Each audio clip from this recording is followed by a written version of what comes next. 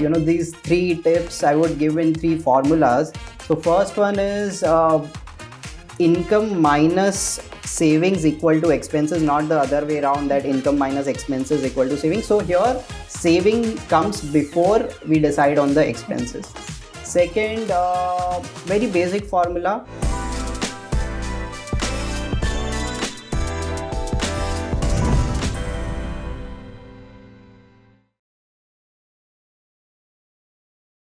Hello and welcome to this brand new episode of Market Pillars Uncovered. Financial literacy is a skill that everyone must have, but unfortunately, very few master it. That's the reason why today we have with us someone with over 20 years of experience in the Indian financial markets, someone whose sharp insights coupled with clear communication make financial concepts easily understandable for all. I have with me Milan Bavishi, the Director of Content at Upstox.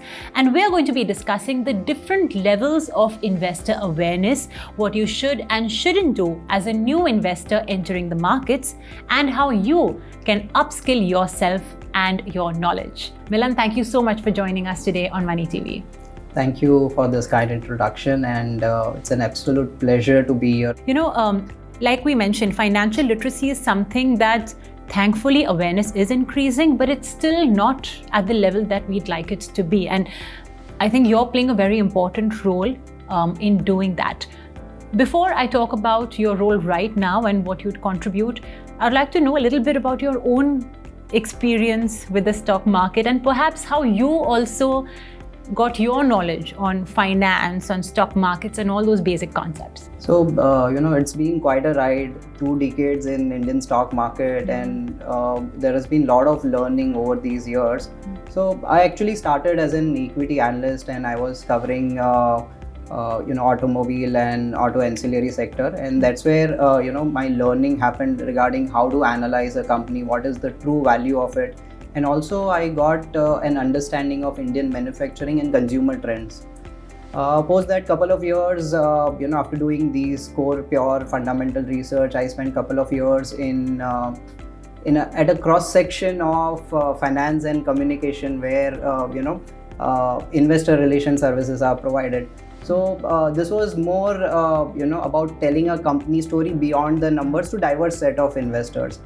And then that brought me to one of the most fulfilling and interesting chapters of my career, which is what I'm doing at Upstox.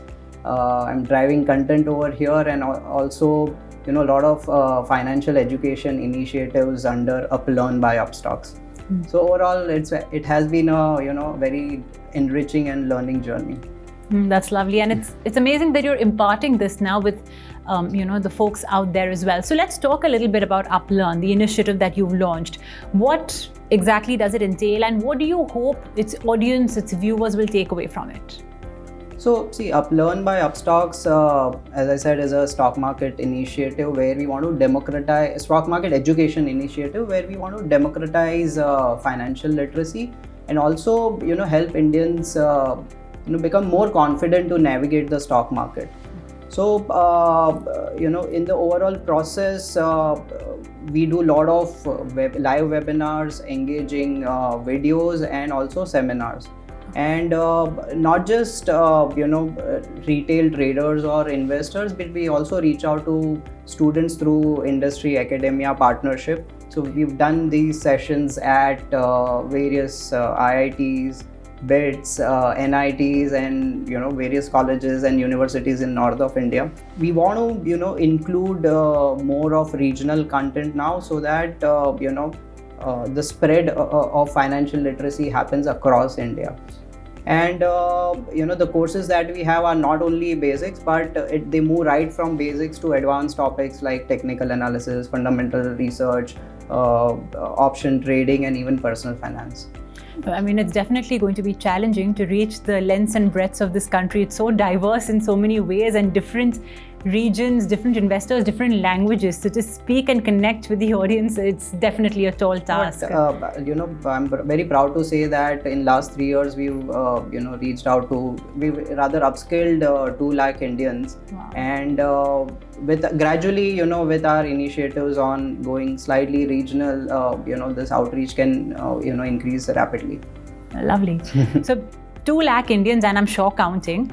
In your experience, what sort of financial literacy levels or investment knowledge you have seen? If I have to, say that, let's put a percentage to it. How much percentage was just about a medium level, and how many were absolutely zero? So, it's an interesting question, and, I've been thinking about this. But, if you were to categorize, people who are in the stock market in terms of excellent knowledge, medium knowledge, low knowledge, and maybe, 0% knowledge. So there are only about 2 to 3% people who have excellent knowledge about the market. They are aware of complex products like derivatives. They understand risk management very well. But beyond that, in terms of, medium knowledge, I would say there would be about 15 to 20% people who are, getting inclined to learn more about the markets. They are not getting swayed by, social media buzz and all that. Next, in terms of low knowledge, there are about, 40 to 50% of the people lie in that category where, they have heard about the markets, they know what mutual funds are, but may not have taken those initial steps towards investing or trading. And finally, about 30% of the people are in the category of 0% knowledge, where, they might have, just because of peer pressure or, some friend has given a tip, so they may invest in the market, but they do not know, practically they do not know anything about the stock market. So, at Uplearn, our role is to shrink, this 0% knowledge and low knowledge category and expand the medium knowledge and excellent knowledge categories. And frankly, see, it's not a sprint, it's a marathon. So it will take time, but we are on it. And not just us, many influencers, many other companies are also working towards it and expanding the overall ecosystem where, more and more people are aware of the markets and take right decisions in it. I think the category that you mentioned, who have zero knowledge and are still acting on tips and social media, is actually, it's the most dangerous thing to do for your financial health. And that's why we also at Money TV, are in that quest to constantly keep educating our viewers and prospective investors to take the right decisions, for their finances. Milan, let's talk about how do you know that you're ready for the next tier of knowledge? So, you move from, let's say, 0% knowledge to maybe 20% and then 30%. So you've understood your basics and you want to move to the next step. Maybe you want to start dabbling in more complex equity products. But how can someone know that they are ready, and what are the resources available then to train you for that next level? Okay. So, see, frankly, if you see, successful trading or investing not necessarily needs academic genius. What it needs more is consistency, discipline about learning the markets, and then constantly, staying put in the markets. But, climbing up the ladder in terms of, if someone is a complete beginner, they can start with, bite-sized videos freely available on YouTube and start understanding what are the jargons of the market, what are the basics of the market. Once you move up from there, there are avenues like, for example, as you said, Money TV. There are avenues like Uplearn, where people can join live interactive webinars or such debates and take deeper interest into the market. And then eventually, obviously, there are books if one wants to go deeper into the subject. Yeah, I think financial information has been democratized. Financial education literacy has been democratized to a very large extent now. The last couple of years, we've also seen greater participation in Indian equity markets. The numbers say that, unique demat accounts, etc., they've only been rising. But still, when compared to the entire Indian population, the percentage is still very low. So what do you make of the participation by Indians in the equity market, and how do you think we can further expand our investor base? Okay. So see, it's an interesting question. Why? Because if one sees last couple of years, there has been a phenomenal growth in India's investor base. However, although we have about 19 to 20 crore demat account, but practically if you see, unique number of investors would be around 10 to 12 crores as per industry estimates. Now this, if you see in a total population base of 140 crore, is less than 10%. and compared to other countries, definitely this number has a scope to increase. Now interestingly, if you see, India wants to become a developed nation. Our GDP could grow about 35 trillion and all that. So if you see, large part of as experts also say, large part of wealth creation is ahead of us. Now to participate, so it's not just knowing about that wealth creation lies ahead of us, but one has to participate in that, and for participation you need some kind of knowledge in it. Now expanding investor base is not kind of a single strategy, but it is a multi-pronged strategy. So multiple things are required. One is is if you see, lot of educational initiatives are also happening by government. Financial literacy concepts are incorporated in the curriculum right at the school level through NEP. Second, lot of people are taking active interest in imparting right stock market education through, like, whether there are initiatives like Uplearn or Money TV, or even there are some genuine influencers who are doing that. In addition to that, technology has also played a large role. Why? Because if you see, through digital onboarding and platforms like Upstox and other platforms, you can open a demat account in a day, and it's all paperless. So, and beyond that, democratizing of investment is also happening through micro investing. Like, for example, you can start a SIP at 100 rupees also. Now imagine being able to participate in India equity story just by putting 100 rupees and gradually increasing it. Offers immense potential to increase the overall investor base. That's what I believe. Yeah, absolutely. I mean, and yes, you very rightly touched upon the whole technology bit, and I think we Indians have become very used to everything being quick, right? From getting our vegetables to our demat accounts opening, even quick profits, which sometimes, of course, can be dangerous. But let's talk a bit more on that point which you mentioned, and that is a topic or a subject of financial literacy at school level. Unfortunately, it's come only now, and I'm sure both of us in our adult life have thought that only if I had learned how to file my taxes as opposed to trigonometry, in school, it would have been so much more different and it would have been much more easier. Do you think that this introduction is going to perhaps make it easier to spread financial literacy when these kids grow older?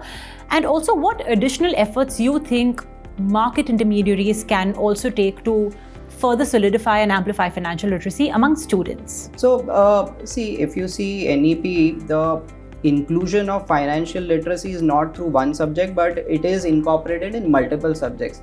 Now here, obviously experiential learning is there, but what will be more critical is training the teachers, because teachers are the first point of contact for the students. That's where they are learning from. So first thing is training the teachers. Second, obviously, a lot of market intermediaries like brokers, mutual funds are doing their own part in terms of spreading financial literacy. In addition to that, content needs to be curated in terms of age-specific content and interest-specific content. So, what content that might appeal to a 40-year-old might not appeal to a 15-year-old. So, maybe gamifying the content and making it, as I said, experiential and more interesting, bite-sized could be the trick, to incorporate financial literacy among students. And eventually, the goal should be that when a student completes the college, he comes out with a financial common sense degree. So in addition to the degree he or she has chosen, this degree should be additional. All right. Okay. Let's talk about some educational tips that you have learned in your course of the last 20 odd years. Investment tips that you'd like to share with investors that they should follow as a principle. Okay. So, I would say, these three tips I would give in three formulas. So first one is income minus savings equal to expenses, not the other way around, that income minus expenses equal to savings. So here, saving comes before we decide on the expenses. Second, very basic formula, profit is equal to selling price minus cost price. What is more important here in investing is at what price you bought the stock, because the price at which you are buying will determine the potential of profit, your confidence to buy very large position in that stock, and eventually how much you are risking in case if the trade or the investment goes wrong, how much you would lose in that trade. Okay. Right? And finally, risk, one must understand what is risk. So risk typically in a very layman terms is your entry price minus stop loss. Now it's very important to understand where to stop, whether it is in trading, investing, or in life. One should know where to stop, you know. So even that is an interesting and important formula for me. And I'm glad you said it in formulas, because then it becomes very actionable and implementable for everybody. Let's talk about 3 negative signs, red flags, or dangers that investors should perhaps stay away from. First and foremost, one must definitely avoid, quick rich schemes, Okay. Hot tips and all that, because they are short recipe for disaster in the markets. Second, people typically have two kind of emotion. One is a FOMO when the markets are, in a bull trend, and panic selling, a lot of fear when the markets are in a bear trend. But ideally, markets behave in trends. There will be bull markets, there will be bear markets, but more importantly, consistency in the market, staying put through, peaks and troughs will determine the success of an investor. And third, one must not avoid risk management in the market. And typically, most people make a mistake when they over leverage. So if one takes care of these 3 things, broadly, you are good to go. Have you made any mistakes that you've learned a lesson from that you'd like to share with our viewers? I've made all these mistakes and then realized that what not to do in the market, So doing in the market is very little. What not to do is a long list, actually. List. No, I think it's very heartening, not in the best sense, of course, for you, but the fact that a 20-year-old market veteran, has learned from his mistakes and grown from it. It goes to show that, for somebody who's just starting off as well, yes, you'll make mistakes, but it's important to sort of, dust yourself off and pick yourself up and, move on, because mistakes are basically just life lessons, and it's inevitable you will make mistakes. You just have to know how to move on from it. Absolutely. So, Milan, apart from making money in markets or creating financial literacy content, tell us, what are the other hobbies that you like to indulge in? See, apart from markets, I absolutely, it's my priority to have a lot of family time, dining table discussion, short trips with family, taking a walk at Nariman Point with friends. Those are the things I feel those are priceless. And apart from that, I love watching movies, whether it's action, romance, thriller. Any recent movie recommendation for us? The most recent one was Mission Impossible. See, I guessed it.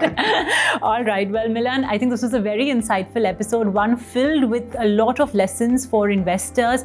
And more importantly, I think you've emphasized on the importance of financial literacy. Thank you so much, not just for, of course, joining us, but also for doing your bit in empowering our country to be financially literate. Thank you so much. Well, that brings us to the end of this episode. Thank you so much for watching. Do leave in your comments on what you thought of financial literacy. What more do you think can be done? Until then, it's a goodbye from us. Thank you for watching, and don't forget to hit the subscribe button to Money TV.